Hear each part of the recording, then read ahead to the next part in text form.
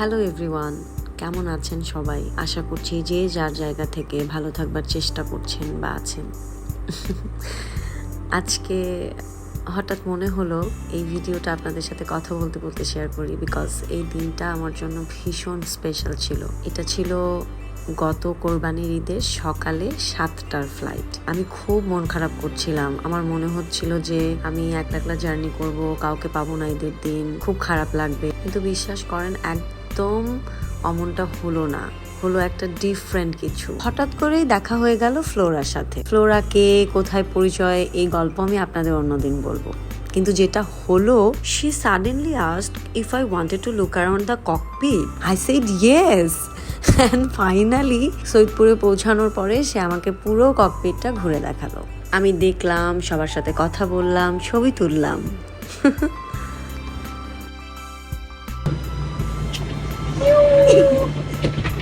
Thank you Flora.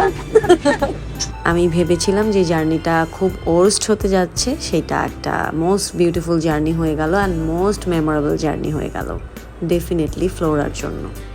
এই তো, এটাই শেয়ার করবার ছিল আপনাদের সাথে। তাই ভাবলাম যে আজকের এই ভিডিওটা কথা বলতে বলতে দেখি সবাই একসাথে। তারপর আর কি, তারপর সোজা আম্মুর কাছে। ঈদের দিন সকালে এটাই ছিল আমার প্রথম জার্নি। ঈদের দিন সকালবেলা এর আগে আমি কোথাও জার্নি করে যাইনি। আসলে কি, ঈদের দিনের সকালবেলার ঘুমটা আমার ভীষণ প্রিয়। এই তো, এই ছিল আমার আজকের গল্প। সবাই খুব খুব ভালো থাকবেন। আমার কাজে আপনাদের সাথে দেখা হয়ে যাবে। টাটা।